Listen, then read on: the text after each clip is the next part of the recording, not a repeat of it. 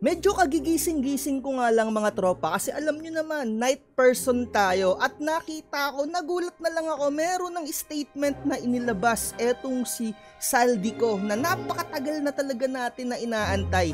Papanoorin natin mismo dito sa kanyang page kung ano yung sinabi niya. Napanood ko na dito yung konti pero samahan nyo akong tapusin yung pinaka-video. Ito ay statement ni Saldico dito sa kanyang Facebook page. Eto makikita naman natin, meron siyang mga nilabas na mga detalye na mga, alam nyo na yun, mga proof, 'di ba? So wag na natin patagalin, panoorin na natin. Ang nag-deliver papunta sa bahay nila Pangulong Bongbong Marcos at Speaker Martin Romualdez mag-insert o magpasok ng 100 billion worth of projects sa BICAM. Grabe, 100 billion! Sana po ay hindi nila ako mapatay bago ko mailabas ang lahat. Yun. Buti na agawa na Ginawa ko siya lang agad ang ng utos sa video akin, na to. pero ngayon, handa na akong harapin ang lahat. Ginagamit ng administrasyon ang buong resources ng bansa para tumahimik ako. That he will shoot me if I will talk. Gagamitin ako bilang panakipbutas sa kanilang kampanya laban sa korupsyon. Nako. Hindi na ako mananahimik, ilalabas ko. Finally nakapaglabas siya ng ganitong video mga tropa. Pero mas maigi sana kung hindi niya binabasa pero siguro para hindi siya mablank or para diretso siguro yung pagsasalita niya dito. Pansin ko rin sa pagmumukha nito ni Saldi, medyo parang stress na talaga siya dito, tsaka yung pagbagsak talaga siguro ng katawan niya mga tropa, no? O ang lahat ng katotohanan. May resibo, may ebidensya, at may pangalan. Para sa bawat Pilipino. Ito na. Alam ko, nabuo ang galit ninyo sa akin ngayon. Naman, totoo. Naunawaan ko rin kung bakit. Lalo na at malaki ang halagang nakataya. Pero bago kayo humusga, hayaan ninyong ipaliwanag ko ang buong katotohanan. Matagal akong hindi nagsalita dahil may direktang utos sa akin. Huwag nang bumalik ng Pilipinas at manahimik na lamang. Umalis ako noong July 19, 2025 para sa aking medical check-up. Nakaplanong bumalik pagkatapos ng SONA ni Pangulo. Pero habang papauwi na ako, tinawagan ako ni dating Speaker Martin Romualdez at sinabihan, "Stay out of the country. You will be well taken care of as instructed by the President." Noon naniniwala pa ako sa kanila, kaya't hindi ako bumalik.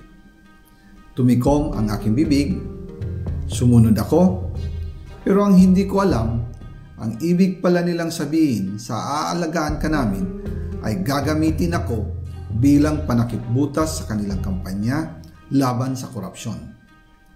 Ginawa nila akong poster boy ng kanilang sariling kasinungalingan. Ngayon, hindi na ako mananahimik, ilalabas ko ang lahat ng katotohanan. May resibo, may ebidensya, at may pangalan.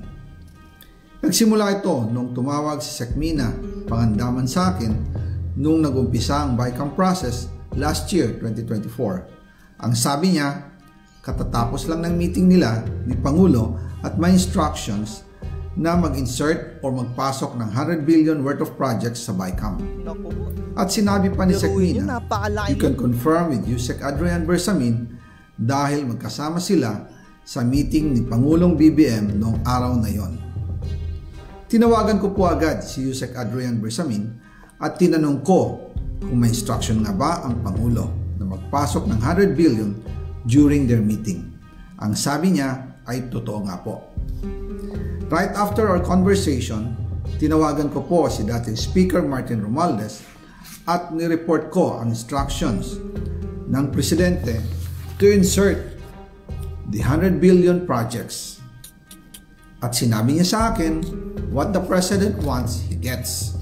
After ng ilang araw, nag-set po ng meeting si Sekmina Pangandaman at Yusek Adrian Bersamin sa amin ni dating Speaker Martin Romualdez sa Aguado Building in front of Gate 4 ng Malacanang at nandun din po si Yusek Jojo Cadiz. During the meeting, binigay po ni Yusek Adrian Bersamin ang listahan na worth 100 billion. Tinanong ko po si Yusek Adrian kung saan galing ang listahan. Ang sagot niya, galing kay PBBM mismo at binigay niya ito mula sa brown leather bag. Kaya napaka-imposible mga tropa na laging sinasabi ni BBM na wala siyang alam mga tropa. Napakahirap talagang isipin mga tropa na ganun lang yung sasabihin sa atin na bilang mamamayang Pilipino. Parang ginagawa tayong harap-harapan na tanga, 'di ba? Kita mo naman na ikaw yung pinaka-presidente tapos wala kang alam at eto, inilaglag ka na ni Saldico. Nung sinabi po ni Yusek Adrian Bersamin yung brown leather bag, naalala ko noong nasa Singapore kami right after the elections of May 2022 sa Hilton Hotel, kami ni dating Speaker Martin and PBBM habang pauwi at pabalik ng Pilipinas, hinabol ng PSG ang brown leather bag at ang sabi ni PBBM, maiwan na lahat, wag lang ang brown leather bag. Kaya naniwala ako na utos talaga ito ng Pangulo. Pagkatapos ng ilang araw, I informed sina dating Speaker Martin Romualdez, Sekmina Pangandaman, Yusek Adrian Bersamin, and Yusek Jojo Cadiz na kung pwede 50 billion lang ang ipasok sa program funds dahil sobra ang Iba't ibang names na rin yung dinarap niya dito mga tropa, no? DPWH funds versus sa DepEd. In practice, hindi pwede na mas malaki ang budget ng DPWH kaysa edukasyon. And yung balance na 50 billion, ilagay na lang sa unprogrammed funds for the 2025 budget. Dahil Office of the President din ang nagre-release ng lahat ng unprogrammed funds. Pagkatapos ng isang araw, tinawagan ako ni Sekmina at sinabi niya ang mensahe ng Pangulo. Ipasok ninyo yan dahil pinangako na sa akin ni Speaker Martin yan at hindi na pwedeng baguhin. Kumbaga, ang utos ng hari hindi pwedeng mabali. Yan na nga. Again, I informed the Speaker and asked clearance about the instructions ng Pangulo. At ang sabi niya, wala tayong magagawa. Kaya po nagtataka ako kung bakit sinasabi ni Pangulo na hindi niya makilala ang budget. Samantalang lahat na binawas at dinagdag sa mga ahensya ng gobyerno ay humihingi ng approval sa kanya si Sekmina Pangandaman. Tumpak! So eto ay part 1 pa lang ng statement ni Saldico dito sa kanyang mismong pinaka-Facebook page at makikita naman natin dito na naka-verified talaga yung pinaka-page na to kay Meta. Kaya talagang legit to, hindi to AI mga tropa. So kung gusto nyo panoorin yung direktang pinaka-video, puntahan nyo na lang etong Facebook page ni Rep Saldico. Ayan o, naka-Meta verified yan mga tropa and ang dami niyang mga nilabas dito na detalye. Sabi dito, narito po ang listahan ng mga proyekto na iniutos ni PBBM na i-insert sa 2025 budget na may kabuuang halagang 100 billion.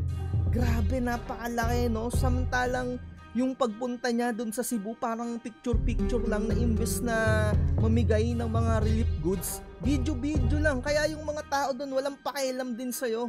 At ang dami nang napagsabi, no? Ayan, no? At eto na yung pinaka-proof mga tropa. Sana magtuloy-tuloy yung pagkanta neto ni Saldico at sana hindi mawala sa tono. At sana, alam mo yon, patnubayan pa kahit papano ito si Saldico. Kasi pag may mga ganitong naglabas na ng mga detalye, malamang sa malamang, alam mo naman na yung galawan dyan, baka maaaring maipatumba na to. Nako, yan ang mahirap, no? Sana mailabas pa yung mga ibang katotohanan pa, masiwalat pa. Dahil dun sa pinaka-video, nakalagay pa part 2. So, antayin natin yung part 2 kung kailan niya ilalabas. Napakarami ng reaction, 48k reactions and 81 shares. Naka-turn off nga pala yung comment section dito, no? So, antayin natin yung pinaka-part 2 neto, mga tropa. Samahan nyo ulit ako manood. Like, share, and subscribe. More chismis to come. Bye-bye.